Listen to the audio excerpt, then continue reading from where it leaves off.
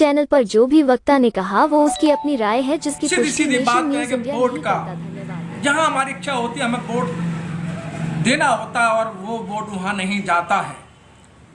जिस तरीके से पूरे देश के अंदर और समाज के अंदर रोष है कि ईवीएम का जो मसला है, ईवीएम के मसले को लेके सारी पार्टियां परेशान तो नहीं कहूँगा, लेकिन अंदरूनी दिल से वो भी चाहती हैं कि ये ईवीएम हटनी चाहिए।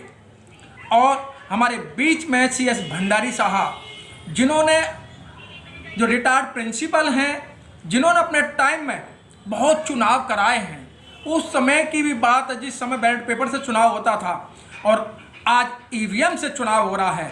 सर, आपका नेशन न्यूज़ इंडिया चैनल में आपका हार्दिक स्वागत है। जय भीम नमोद है।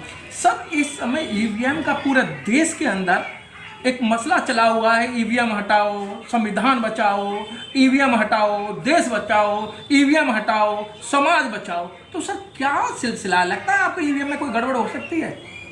देखिए, सबसे पहली बात तो ये है कि लोकतंत्र में सबकी आवाज़ उठाना बहुत ज़रूरी है और उस आवाज़ को मानना वो उससे भी ज़्यादा ज़रूरी है, क्योंकि उसी को लोकतंत्र कहते हैं। ये ईवीएम मशीन आई और जब तक ठीक चलती रही, चुनाव इसमें प्रक्रिया में होते रहे, कोई दिक्कत नहीं हुई। लेकिन अब 8-9 साल से एक ऐसा वातावरण बना हुआ है देश में कि हर व्यक्ति को ईवीएम पर शंका हो रही है, और जब ईवीएम पर किसी चीज़ पर शंका हो तो उस चीज़ को बदल देना चाहिए। अभी जिन देशों ने, जैसे अमेरिका है, कनाडा वगैरह देश हैं, जहाँ से ईवीएम शुरू हुई थी और जब उन्होंने अपने उसमें खामियां देखी तो उन्होंने ईवीएम को बदल दिया और बदलने के बाद बैलेट पेपर से चुनाव कराना शुरू कर दिया। ईवीएम भारत में बनती नहीं है। ईवीएम का जो मैटर है वो बाहर देशों से आता है, मुख्य रूप से जापान से आता है, और जापान में भी चुनाव ईवीएम से नहीं बल्कि बैलेट पेपर से होते हैं।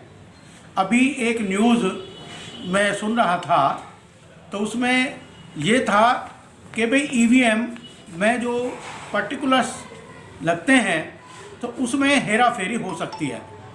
तो वो अभी जो बीजेपी के ही एक नेता हैं, उन्होंने खुद कहा था, जो कह रहे थे कि मैं जापान से मैंने बात की है, जापान वालों से जो मशीन बनाते हैं आते हैं, कि भाई उसमें हम कोई पागल थोड़ी हैं। उनके वर्ड थे कि हम कोई पागल थोड़ी हैं कि जो हम ईवीएम से चुनाव कराएंगे। ईवीएम तो मशीन है, इलेक्ट्रिक है, और उस इलेक्ट्रिक को तोड़ा मड़ोड़ा या उसमें कुछ भी चेंज किया जा सकता है।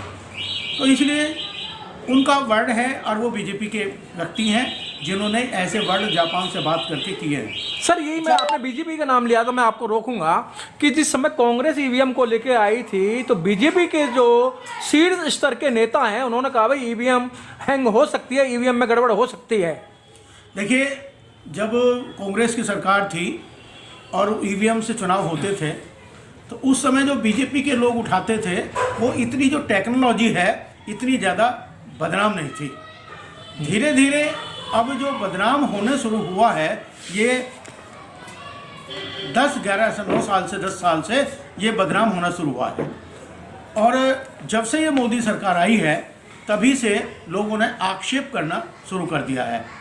ऐसे बहुत सारे एग्जाम्पल हैं कि एक परिवार में 5 वोट हैं और 5 वोटों में से जो उन्होंने 5 डाली तो उसमें से अपनी 1 वोट भी नहीं मिली। जो व्यक्ति ये कह रहा है कि भाई मेरी वोट मैंने अपनी दी है और वो वोट भी उसकी ना निकले, तो इसका मतलब है उस पर जो है उंगली उठाना एक संभव सी बात होती है। अभी पिछले चुनावों में आपने देखा कि मध्य प्रदेश में जो ईवीएम पकड़ी गई, जलाई गई, चोरी हुई, तो उससे बड़ी संख्या जाती और उस पर कोई ईडी जांच नहीं बैठी, कोई सीबीआई जांच नहीं बैठी। तो ये सारा एक घोटाला लगता है। अगर वास्तव में सरकार फेयर इलेक्शन चाहती है तो ईवीएम को हटा करके बैलेट पेपर से करे, क्योंकि लोकतंत्र में जब आवाज़ अपोजिट उठने लगे तो फिर उसको चेंज कर देना चाहिए। और अगर ऐसा ये सरकार नहीं करती है तो इसका मतलब ये है कि कहीं ना कहीं इसमें घोटाला है और कहीं ना कहीं इसमें हेराफेरी है, जो हम वोट किसी और को देते हैं और डल किसी और को जाती है। तो हमारा तो यही मानना है कि इस ईवीएम को समाप्त करना चाहिए और हम नहीं, जो वोटर हैं सारे, जो सारी पब्लिक है, जो जनता है, अंधभक्तों को छोड़ करके सारी सड़क पर भी आए तो भी कोई गनीमत नहीं, मतलब कोई बुरी बात नहीं है। सारी पार्टियां एक होकर के और ईवीएम के खिलाफ फिर आंदोलन करें तो भी तो संभव हो सकता है। सर, चुनाव आयोग बार बार ये कह रहा है कि ईवीएम में कोई गड़बड़ नहीं है, गड़बड़ और हम चुनाव से पहले ईवीएम चेक कराते हैं। देखिए, चुनाव आयोग कुछ भी कहता है, लेकिन चुनाव आयोग को हम ये माने कि ये बीजेपी के सहारे पर चलता है, आरएसएस के सहारे पर चलता है, कोई ये भी इसमें कोई दो राय नहीं है। अगर मान लिया अभी तक जो एमपी में चुनाव हुए और उसमें कई बार ये आक्षेप आए हैं, लगे हैं, तो अभी तक उसकी कहीं कोई भी इंक्वायरी नहीं हुई। तो ये डाउट जो है, ये संदेह हमें ईवीएम पर तो जाता ही जाता है, साथ साथ चुनाव आयोग पर भी जाता है। अगर आयोग, मान लें चुनाव आयोग वास्तव में अपना फेयर चुनाव करना चाहता है तो उनकी बातों को सुने और उनको बुलाए और बुलाने के बाद उसको क्लैरिफिकेशन दे कि भाई ये ऐसा नहीं, ऐसा है, या जो हम कर रहे हैं वो गलत नहीं है, वो सही है। तो संतुष्ट करना ये बहुत बड़ी, सबसे बड़ी बात होती है। सर, आरटीआई के तहत जो जवाब मांगा गया है कि 19-20 लाख के करीब मशीनें जो गायब हैं, चोरी हैं, उनका कोई डेटा नहीं है। देखिए, मैं वही बात कह रहा हूँ, जिसकी सरकार है, अभी बीजेपी की गवर्नमेंट है। अब ये देखिए, अगर मान लिया कोई डीएम है और वो डीएम बैठा हुआ है और ऊपर से फ़ोन आता है तो डीएम एकदम डर जाता है और वो चाहते हैं कि भाई ऐसा नहीं, ऐसा करो। एक कैंडिडेट, अभी कई एग्जाम्पल ऐसे आए हैं कि एक कैंडिडेट बिल्कुल जीत रहा था और जीतते जीतते उसको एमएलए जीत रहा था, जीतते जीतते उसको रोक लिया, दोबारा काउंटिंग हुई, उसको हरा दिया और फिर उसको जो विपक्ष, जो पक्ष का है, जो बीजेपी का है, वो जीत गया। तो ये कहीं ना कहीं ज़रूर हमें डाउटफुल है और ये गड़बड़ है, क्योंकि ये मशीन है, इलेक्ट्रॉनिक मशीन है। इलेक्ट्रिक में कुछ भी हम चेंज कर सकते हैं, ये हर चीज़ संभव है। क्योंकि अगर इंडिया में बनी होती, इंडिया में बनती तो इंडिया वाले अपने उसमें देखते, लेकिन ये तो जापान से आती है और जापान की टेक्नोलॉजी इतनी तेज़ है कि जैसे ये कहेंगे वैसे उसको घुमा देंगे। हम बटन दबाते हैं 1 पर और वोट चली जाती है 4 पर, हम बटन दबाते हैं 3 पर तो वोट चली जाती है 4 पर, हम बटन दबाते हैं 2 पर तो वोट चली जाती है 4 पर। तो ऐसा क्यों है? आखिर कुछ ना कुछ में जरूर ऐसे टेक्नोलॉजी है।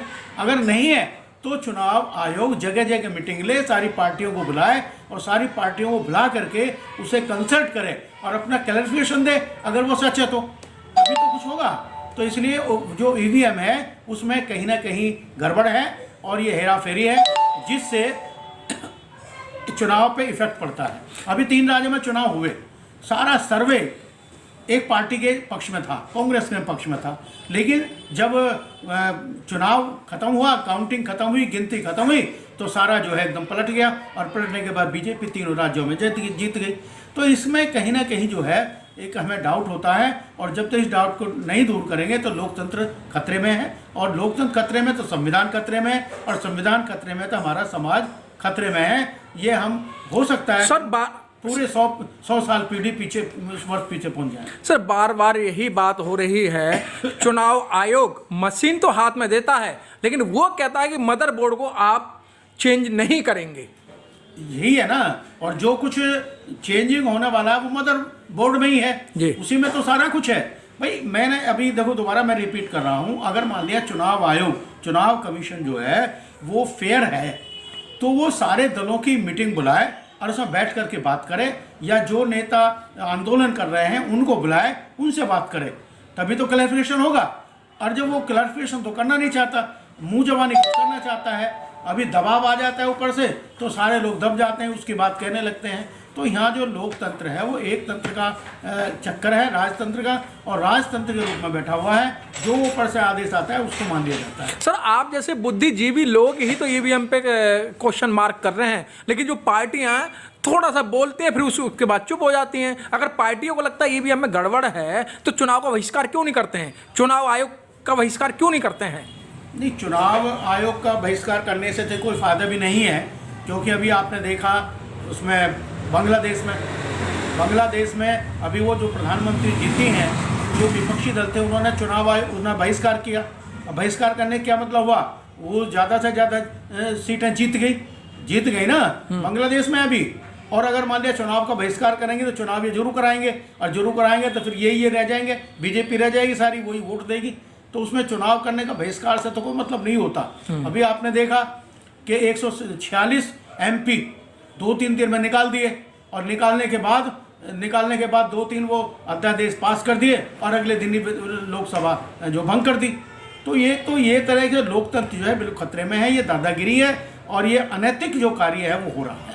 तो क्या लगता है कि सर, जिस तरीके से आपने बताया कि लोकतंत्र खतरे में है, और जिस बात को आप कह रहे हैं उससे पहले सुप्रीम कोर्ट के जजों ने प्रेस कॉन्फ्रेंस करके कहा कि लोकतंत्र इस समय खतरे में है, भारत खतरे में है।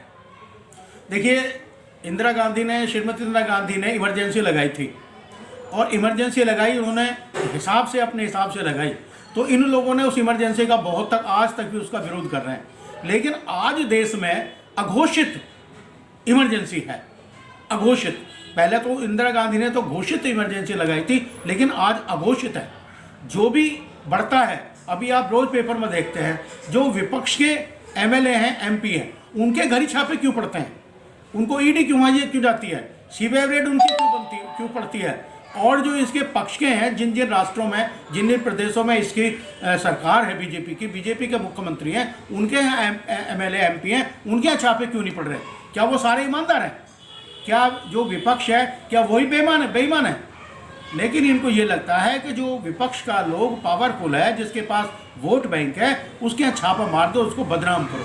तो इस तरह की इनकी जो पॉलिसी है ये सारी है, और ये पॉलिसी हमें जब तक हम सब इकट्ठे नहीं होंगे, एक नहीं होंगे, तब तक ये काम चलता रहेगा।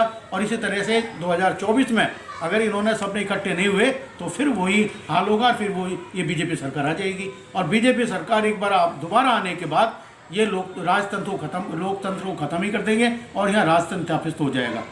दूसरी बात जो एक अभी ये आ रहा है कि बार बार एक राष्ट्र और एक चुनाव, इलेक्शन वाली जो बात आ रही है, उनका यही उद्देश्य है कि EVM में फंसाओ। EVM को अपने टेक्नोलॉजी उनको पता ही है, अगर राज्य में भी सब में और देश में भी एक ही सरकार आ जाएगी, और फिर उसको हिलाने वाला कोई नहीं होगा। तो इनका मेन उद्देश्य उसी से है। और ये सारा जो करना धरना है, ये सारा मशीन EVM मशीन का है। जब तक EVM मशीन ये से चुनाव बंद नहीं होगा, बैलेट पेपर से नहीं होगा, तब तक लोकतंत्र हमारा बच नहीं सकता।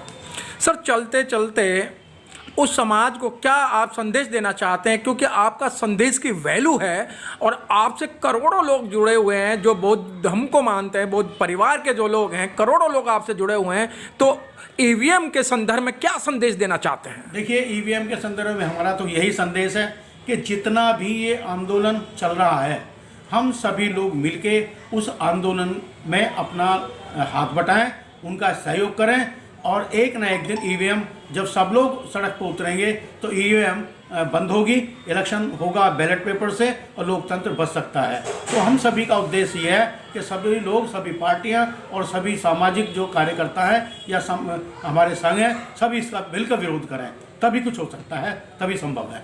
सर, बहुत बहुत धन्यवाद सर आपका। Thank you.